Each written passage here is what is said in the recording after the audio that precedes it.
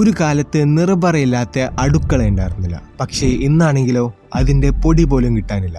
എന്താണ് സംഭവിച്ചത്? ഇത്രയും വലിയൊരു കമ്പനി എങ്ങനെ പൊളിഞ്ഞുപോയി? മുളകുപൊടിയിൽ ഇഷ്ടിക പൊടി ചേർത്തത് സത്യമാണോ? ഇതെല്ലാം അറിയുന്നേക്കാൾ മുമ്പ് നിറപറ എങ്ങനെ ആരംഭിച്ചു എന്ന് നോക്കാം. 1976 കാലടിയിൽ KKR കർണൻ ഒരു ചെറിയ റൈസ് മിൽ സ്ഥാപിച്ചു. ചോറ് മലയാളികളുടെ ഒരു മെയിൻ ഭക്ഷണമായതുകൊണ്ട് ഹൈ ക്വാളിറ്റി റൈസ് പ്രൊഡ്യൂസ് ചെയ്യണമെന്നായിരുന്നു കർണന്റെ ലക്ഷ്യം. അതുകൊണ്ട് വളരെ ട്രഡീഷണൽ മെത്തേഡ്സ് ആയിട്ടുള്ള സൺ ഡ്രൈയിങ്ങും ബോയിലിംഗ് ആയിരുന്നു ഉപയോഗിച്ചത്. ഈ ഒരു കമ്പനിക്ക് കർണൻ നിറപറ എന്ന് പേരിട്ടു. നിറപറയുടെ മീനിങ് എന്തെന്ന് വെച്ചാൽ പറ നിറയെ നെല്ല്. ഈ ഒരു പേരിനു വേണ്ടി 2 കമ്പനികൾ അടിയുണ്ടാക്കിയായിരുന്നു. ഒന്ന് KKRന്റെ നിറപറ, രണ്ടാമത്തേത് റോളർ ഫ്ലോർ മിൽസ് എന്ന് പറഞ്ഞ വേറെ കമ്പനി.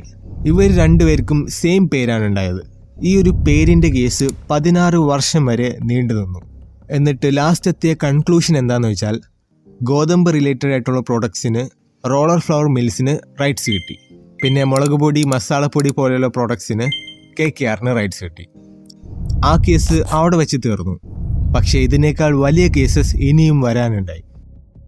അങ്ങനെ ഒരു ചെറിയ മില്ലിൽ നിന്നും നിറപറ വലിയൊരു ബ്രാൻഡായി മാറി. ഈ ഒരു സമയത്താണ് കർണന്റെ മോൻ ബിജു കർണൻ കമ്പനിയുടെ വൈസ് പ്രസിഡന്റ് ആയത്. മോൻ വന്നേ പിന്നെ കമ്പനിയിൽ കുറേ മാറ്റങ്ങൾ സംഭവിച്ചു.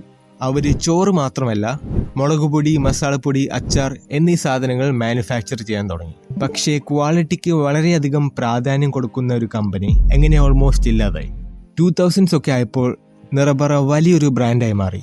TV-യിലെല്ലാം മോഹൻലാൽ, കാവ്യ മാധവൻ പോലുള്ള ഹൈ പ്രൊഫൈൽ സെലിബ്രിറ്റീസ് ആയിരുന്നു പരസ്യങ്ങളിൽ. ഇതുമാത്രമല്ല ഓസ്ട്രേലിയ, UK പോലുള്ള 42+ കൺട്രീസിൽ എക്സ്പോർട്സും ഉണ്ടായി. ഞാൻ പണ്ട് സ്കൂളിൽ പോകുന്ന വഴിയിലാണ് നിറപറയുടെ വീട് ലൊക്കേറ്റ് ചെയ്തിരുന്നത്. അവരുടെ വീട് ഒരു വലിയ വീടായിരുന്നു. വീടിന്റെ മുമ്പിൽ കുറെ വണ്ടികളും ഒരു ഫെറാറി വരെ ഉണ്ടായി. അപ്പോൾ അത്രയും വലിയൊരു കമ്പനിയായിരുന്നു അവരന്ന്. ഇങ്ങനെ കമ്പനിയുടെ സക്സസ് ആസ്വദിച്ചിരിക്കുന്ന സമയത്താണ് 2015 സെപ്റ്റംബറിൽ നിറപറയുടെ ഹിസ്റ്ററിയിൽ തന്നെയുള്ള ഏറ്റവും വേഴ്സ്റ്റ് ദിവസം വന്നത്. കേരള ഗവൺമെന്റ് നിറപറയെ ബാൻ ചെയ്തു. ഇത് കാരണം അവർക്ക് മാനുഫാക്ചറിങ് തന്നെ നിർത്തേണ്ടി വന്നു. കാരണം ക്വാളിറ്റിയിൽ ഇമ്പോർട്ടൻസ് കൊടുക്കുന്ന സെയിം കമ്പനിയുടെ സാമ്പിളിൽ വലിയ പെർസെൻറ്റേജ് സ്റ്റാർച്ച് കണ്ടുപിടിച്ചു. 15 to 70% വരെ സ്റ്റാർച്ച് കണ്ടെത്തി. കമ്പനി സ്വയം പറഞ്ഞത് 100% പ്യുവർ ആണെന്നാണ്. ഇങ്ങനെയാണെങ്കിൽ വെറും 30% ആണ് പ്യുവർ. ഈ ഇടയ്ക്കാണ് നിറപറ മുളക് പൊടിയിൽ ഇഷ്ടിക പൊടി ചേർക്കുമെന്നുള്ള റൂമേഴ്സ് വന്നത്. പക്ഷേ ഈ കാര്യം സത്യമാണെന്ന് പറയുന്ന ഒരു ആർട്ടിക്കിളും ഞാൻ കണ്ടില്ല. അന്നത്തെ ഫുഡ് സേഫ്റ്റി കമ്മീഷണറായ TV അനുപമയായിരുന്നു ഈ കാര്യം എക്സ്പോസ് ചെയ്തത്. ഇതുമാത്രമല്ല ഓൾമോസ്റ്റ് 30-ൽ കൂടുതൽ വേറെ കേസസും ഫയൽ ചെയ്തായിരുന്നു. കേസ് കൊടുത്ത് കുറച്ച് മാസങ്ങൾ കഴിഞ്ഞപ്പോൾ തന്നെ കോയിൻസിഡൻ്റലി അനുപമയ്ക്ക് ട്രാൻസ്ഫർ കിട്ടി. ഈ വീഡിയോയിലുള്ള എല്ലാ ഇൻഫർമേഷനും ഞാൻ ന്യൂസിൽ നിന്നും ആർട്ടിക്കിൾസിൽ നിന്നും എടുത്തതാണ്. ഇതൊന്നും എൻ്റെ സ്വന്തം ഒപ്പീനിയൻ അല്ല. പക്ഷേ സ്റ്റാർച്ച് കോണ്ടന്റ് ഉള്ളത് ഒരു ഹെൽത്ത് റിസ്ക് അല്ലാത്തതുകൊണ്ട് ബാൻ 1 മാസത്തിനുള്ളിൽ തിരിച്ചെടുത്തു. പക്ഷേ ഒരു ഫുഡ് ബ്രാൻഡിനെ സംബന്ധിച്ച് ഇങ്ങനെ ഒരു ബാൻ കിട്ടുമ്പോൾ അത് അതിൻ്റെ റെപ്യൂട്ടേഷനെ വലിയ രീതിയിൽ ഡാമേജ് ചെയ്യും. ഒറ്റയടിക്ക് കസ്റ്റമേഴ്സിൻ്റെ എല്ലാ വിശ്വാസവും നഷ്ടപ്പെട്ടു. മലയാളികൾക്ക് അവരെ ചതിച്ച പോലെ ഒരു ഫീലിംഗ് ആയിരുന്നു ഉണ്ടായത്. ഒന്നും കൂടി ആ വിശ്വാസം തിരിച്ചെടുക്കാൻ വളരെ പ്രയാസമായിരിക്കും. ഇത് കാരണം നിറപറയുടെ കസ്റ്റമേഴ്സ് കേരളയിലുള്ള വേറെ ബ്രാൻഡ്സായ ഈസ്റ്റേൺ, ഡബിൾ ഹോസ്, കിച്ചൺ റഷ്യസിലേക്ക് ഷിഫ്റ്റ് ചെയ്തു. ഈ കേസുകളുടെ ഇടയിൽ നിറപറയ്ക്ക് വേറൊരു വലിയ സീരിയസ് ആയിട്ടുള്ള കേസ് ഉണ്ടായി.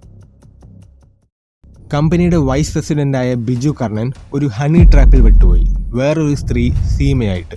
പിന്നെ വളരെ സീരിയസ് ആയിട്ടുള്ള ആലിഗേഷൻസും വന്നു തുടങ്ങി. ഇതൊക്കെ കാരണം കർണന്റെ ടെക്സ്റ്റ് മെസ്സേജസും കോൾ റെക്കോർഡിങ്സും എല്ലാം കോർട്ടിൽ സബ്മിറ്റ് ചെയ്യേണ്ടി വന്നു. പക്ഷെ ഇതെല്ലാം സത്യമാണോ എന്ന് കോർട്ടിനെ ഇന്നുവരെ പറയാൻ പറ്റിയിട്ടില്ല. പക്ഷേ ഇതൊക്കെ നിറപറയുടെ ബ്രാൻഡിനെ ഇൻഡയറക്ട്ലി ഡാമേജ് ചെയ്തു കഴിഞ്ഞു. ഓൾറെഡി ഒരു മായം ചേർക്കുന്ന കേസിന്റെ മുകളിൽ ഇങ്ങനത്തെ ഒരു കേസും. ഇങ്ങനെ കേസുകളുടെ പിന്നിൽ ഓടിക്കൊണ്ടിരിക്കുമ്പോൾ കമ്പനിയുടെ ഉള്ളിലുള്ള ഫോക്കസ് മാറി തുടങ്ങി. അങ്ങനെ എല്ലാം വഷളായി.